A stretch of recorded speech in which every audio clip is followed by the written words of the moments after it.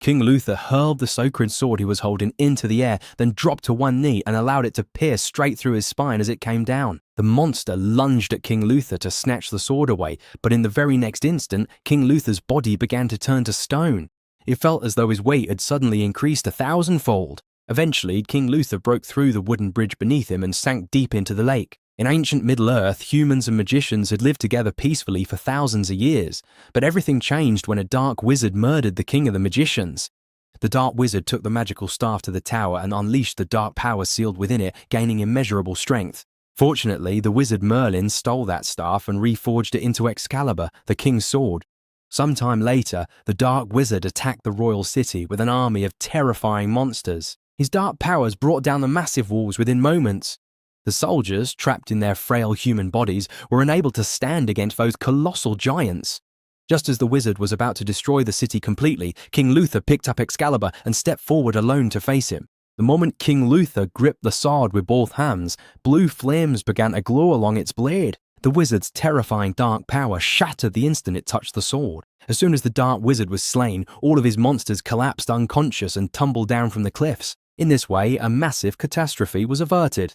King Uther's reputation reached its peak, but he had no idea that the wizard also had an ally, his own brother Vortigern. To claim the throne, Vortigern struck a deal with the devil. He gained unimaginable power, but the price he had to pay was the sacrifice of the person he loved most.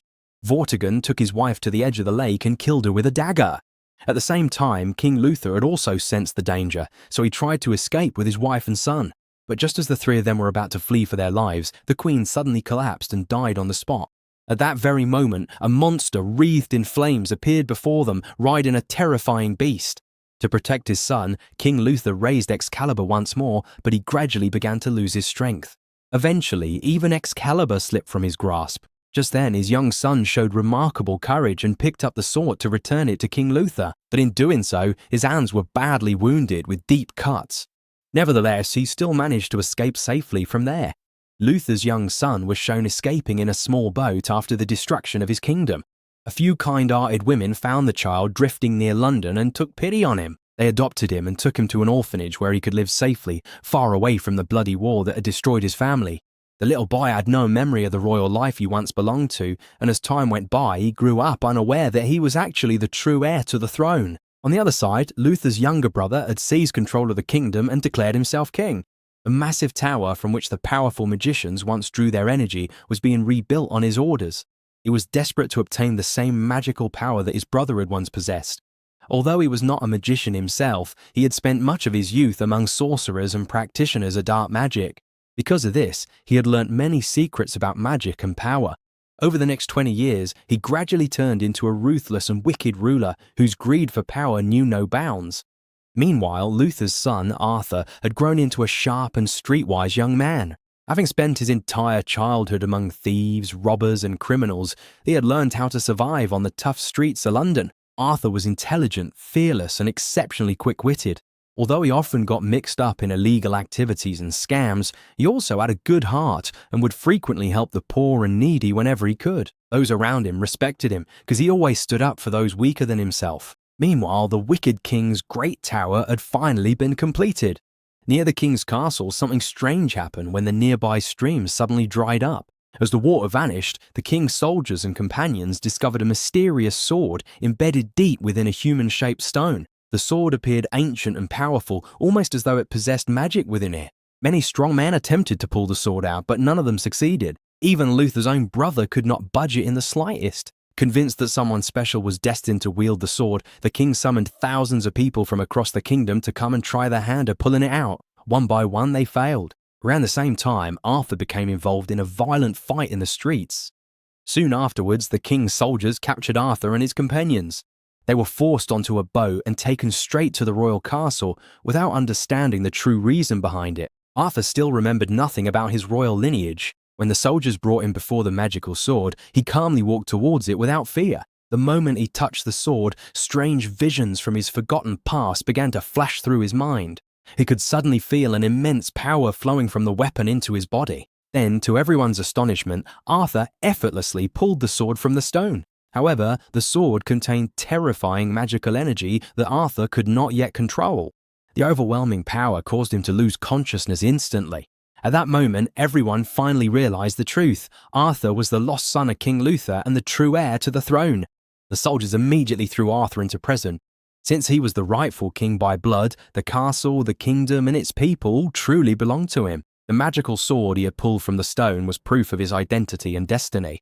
News of Arthur's return spread rapidly across the land, and the people became filled with hope and excitement. Many of them despised Uther's cruel brother and believed that the true king had finally returned to save them.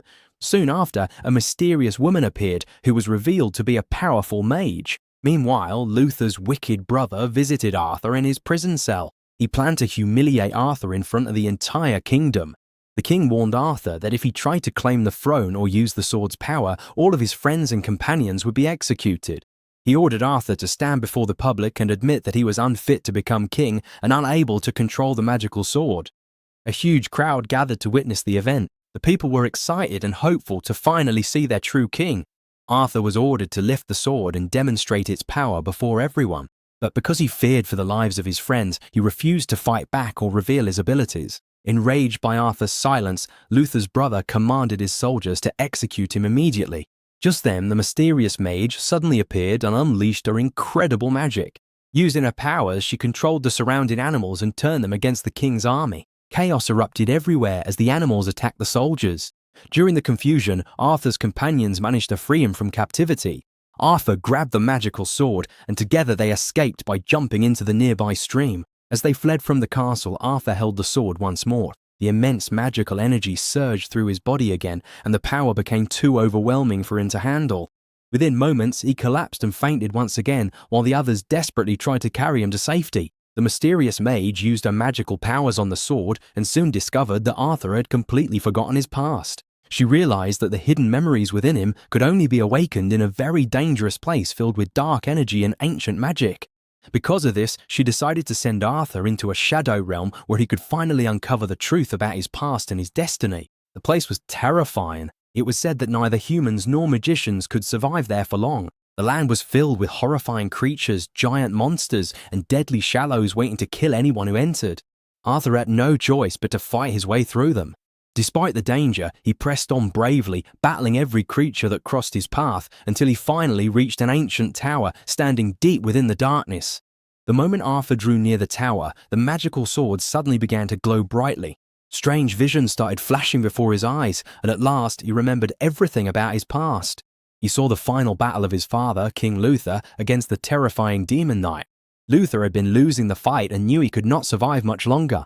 In his final attempt to save the kingdom and his son, he hurled the magical sword into the air. As the sword came falling down, Uther positioned himself beneath it, allowing the sword to strike through the magician who was connected to the tower's dark power. At that moment, King Uther sacrificed himself. His body slowly turned to stone and fell into the water beneath him.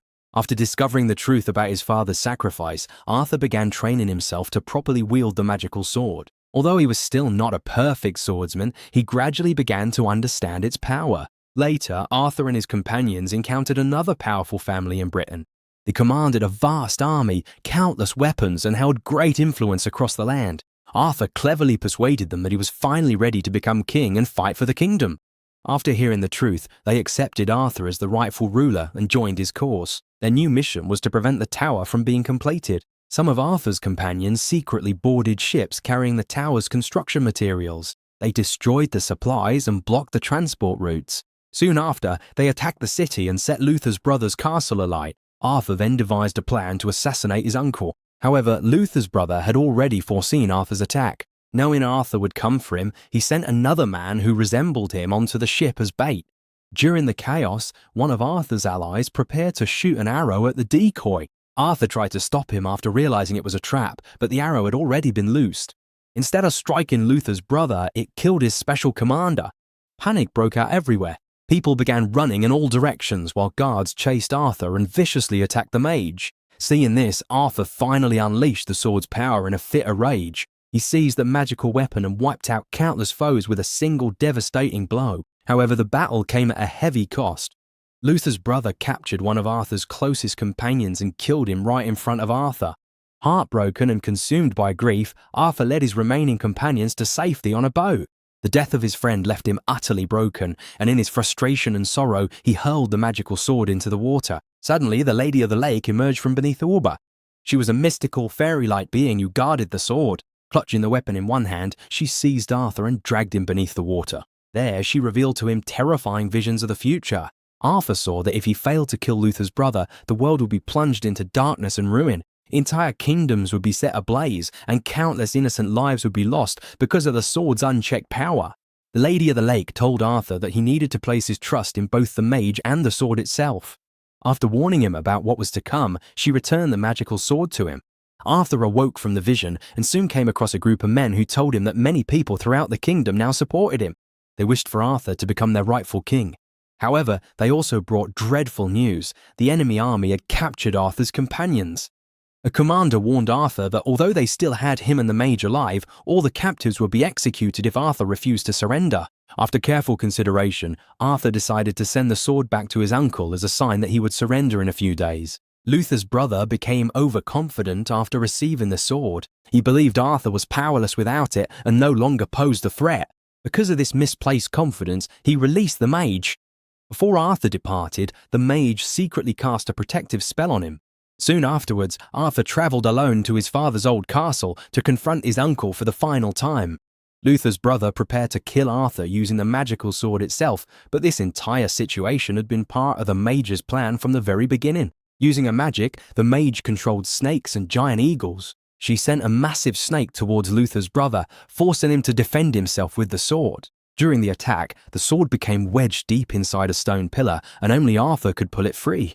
At the same time, the mage summoned enormous snakes that attacked the castle from every direction. Arthur's army also launched a massive assault on the fortress as chaos spread throughout the kingdom.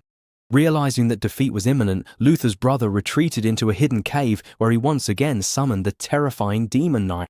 Using dark magic, he transformed himself into a demonic creature far more powerful than before. Meanwhile, Arthur reclaimed the magical sword and charged into battle. The black masked guards attacked him from all sides, but Arthur defeated them one by one with the sword's incredible power.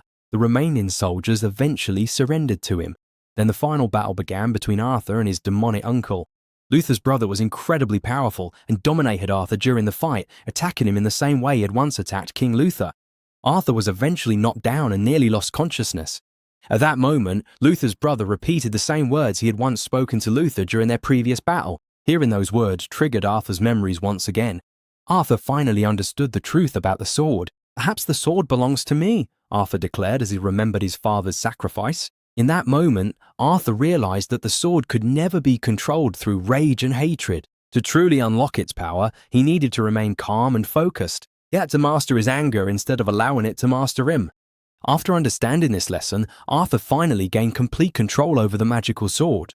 The weapon began shining with immense light as Arthur entered the battle once again with renewed confidence and power. A brutal fight followed. Arthur was attacked repeatedly, and even his weapons suffered heavy damage during the struggle. But eventually, Arthur struck Uther's brother with the sword's full power. The dark magic vanished, and his uncle returned to his normal human form before dying at last.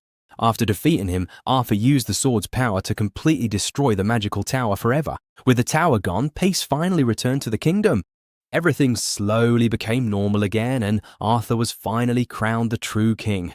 Standing before the people, he raised the legendary sword high into the air while the entire kingdom cheered with happiness and hope, and the kingdom was finally safe once again. Here, the story came to an end.